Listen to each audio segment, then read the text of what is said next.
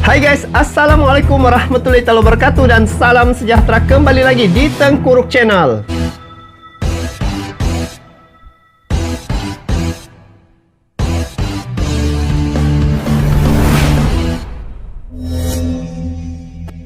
Oke guys, untuk topik yang akan saya react pada kali ini adalah terkait dengan program Jokowi bikin sawit Indonesia mendunia ya. Harga sawit bakal naik.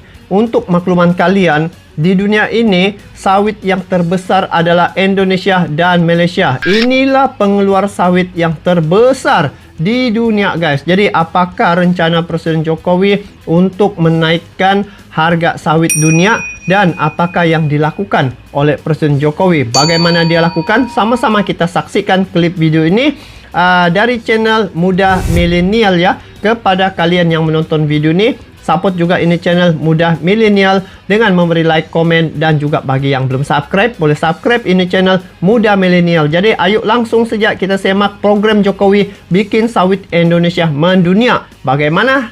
Ayo sama-sama kita saksikan klip video ini. Jom. Wow, besarnya. Negara kita sekarang ini memiliki 13 juta kebun kelapa sawit yang setiap tahun berproduksi. Produksi sekarang ini kurang lebih 46 juta ton per tahun. Wow, banyaknya. Top, program Jokowi ini bikin sawit Indonesia mendunia. Dan berkat sawit, Indonesia disegani banyak negara ya gens. Pemerintah Indonesia sangat gigih dalam menjalankan program biodiesel dari sawit yang sudah dijalankan sejak 2016. Sekarang kita telah menjadikan CPO kita, minyak kelapa sawit kita menjadi B20 dan tahun ini sudah B30. Nah, kalau ini nanti bisa masuk ke B100, saya tidak bisa membayangkan bahwa kita sudah tidak impor minyak lagi. Wow. Bahkan tanah air proyeksikan dapat menghemat sebesar 330 triliun rupiah dari devisa. Selama ini Indonesia sangat bergantung dengan impor minyak mentah untuk memenuhi kebutuhan BBM dalam negeri. Tingginya harga minyak mentah dunia juga memberikan dampak terhadap anggaran pendapatan dan belanja negara atau APBN. Sebagai negara pengimpor, harga BBM di dalam negeri tentunya akan dipengaruhi oleh harga minyak dunia dan nilai tukar rupiah terhadap dolar Amerika Serikat. Untuk itu pemerintah Indonesia berupaya harga di bawah pimpinan Jokowi untuk terus berinovasi melalui program pengembangan biodiesel dari sawit untuk digunakan sebagai bahan baku alternatif BBM, sehingga diharapkan nantinya Indonesia dapat mengurangi porsi impor minyak sawit mentah. Itu yang satu kelebihan ya. Kalau di negara-negara Arab, minyak dorang perlu gali ya untuk mengangkat ataupun mengambil minyak dari dasar bumi ya, di perut bumi. Kelebihan pada minyak sawit ini guys, minyak sawit itu dia boleh diolah ya. Dari sawit itu boleh diolah untuk membuat minyak biodiesel. Bermakna kalau di negara Eropa ataupun negara-negara barat di situ mereka menggali minyak. Kalau di Indonesia ataupun yang memiliki sawit ini, minyak tidak perlu digali tetapi minyak ditanam, menghasilkan minyak sudah seperti apabila diproses menjadi biodiesel. Betul kan guys? Wow. Sejatinya program biodiesel sawit sudah berjalan sejak 2016 yang dimulai dari program campuran 20% minyak kelapa sawit dengan 80% bahan bakar jenis solar untuk menghasilkan produk B20. Bahkan biodiesel tidak berhenti pada B20 saja. Pemerintah kembali mengembangkan program B30 dengan meningkatkan campuran sebanyak 30% dari minyak kelapa sawit dan 70% bahan bakar minyak jenis solar. Program tersebut telah berjalan sejak Januari 2020 ya gens. Pada tahun 2020. Ini Kementerian Energi dan Sumber Daya Mineral atau SDM mengeluarkan surat edaran baru yang menyebutkan pencampuran bahan bakar nabati BBN jenis biodiesel dengan persentase sebesar 35% atau B35 ke dalam bahan bakar minyak BBM jenis solar akan mulai berlaku pada 1 Februari 2023. 1 Februari sudah kah guys? Sekarang sudah 31. Belum lagi Februari ya, bulan depan guys. Dan sepertinya akan bisa dinikmati masyarakat Indonesia. Kementerian SDM menetapkan alokasi biodiesel untuk B35 pada 2023 mencapai 13.148.594 kiloliter, naik dari alokasi 2022 sebesar 11.025.604 kiloliter. Pada 2022, pemerintah masih memberlakukan program B30. Hal ini dengan asumsi konsumsi diesel atau solar di Indonesia pada tahun ini mencapai 37.567.411 kiloliter, naik 3% dari proyeksi pada 2022 di 36.475.050 kiloliter. Wow, cukup banyak ya gengs.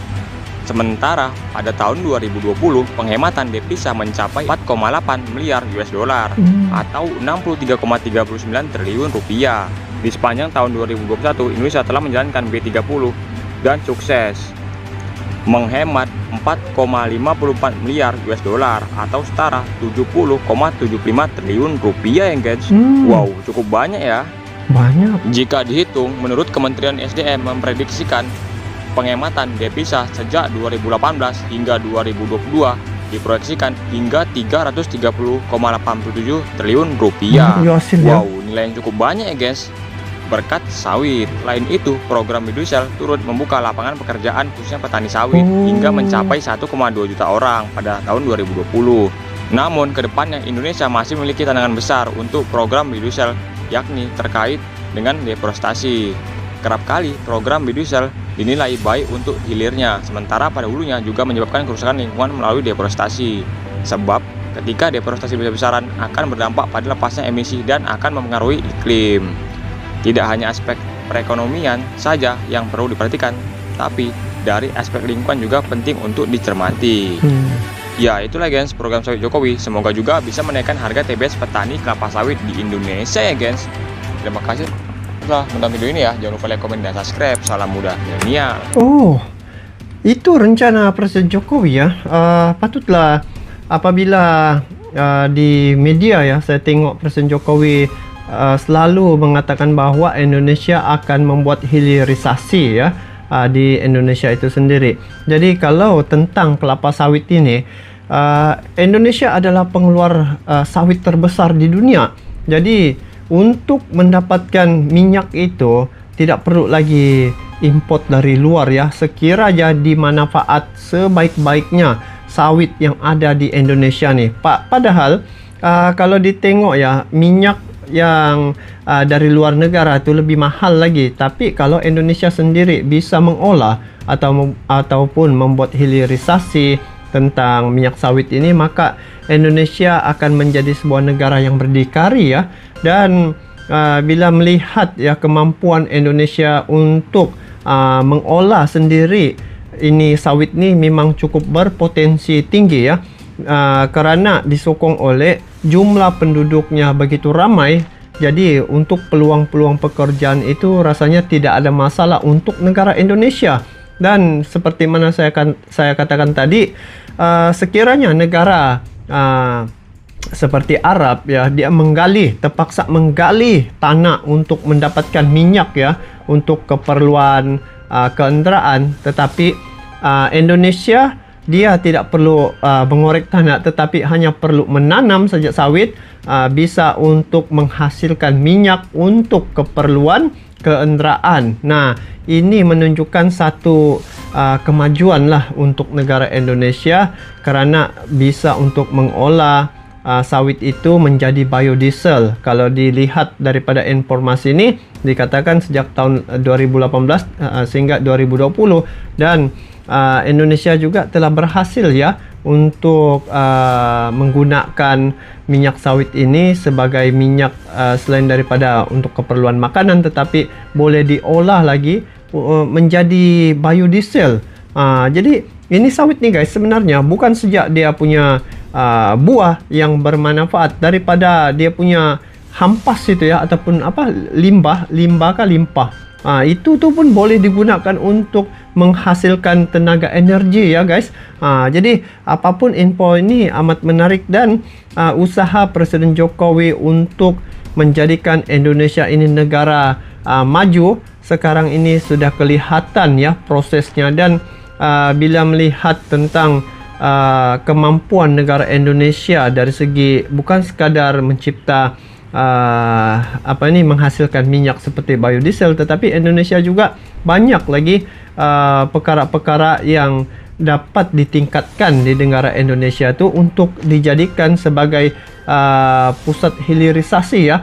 Indonesia kaya dengan sumber daya alam. Jadi sekiranya Indonesia melakukan hilirisasi, maka nilai itu akan lebih jauh tinggi ya, berbanding dengan menjual dengan harga yang murah. Bahan mentah itu yang belum diolah, harga memang lebih murah, tetapi bila diolah menjadi sesuatu yang telah siap ya, maka itu akan menambah nilai lagi untuk negara Indonesia. Jadi ini satu boleh dijadikan satu inspirasi lah bagi bagaimana kepimpinan Indonesia itu menjadikan sumber daya alam yang terdapat di negaranya dia olah sendiri untuk manfaat rakyat dan juga kemajuan negara Indonesia. Bagaimana pula pandangan kalian guys terkait dengan perkara ini? Nanti kalian komen di bawah. Jadi itu saja untuk kali ini. Kita bertemu lagi di video akan datang. Sampai jumpa lagi. Assalamualaikum warahmatullahi wabarakatuh.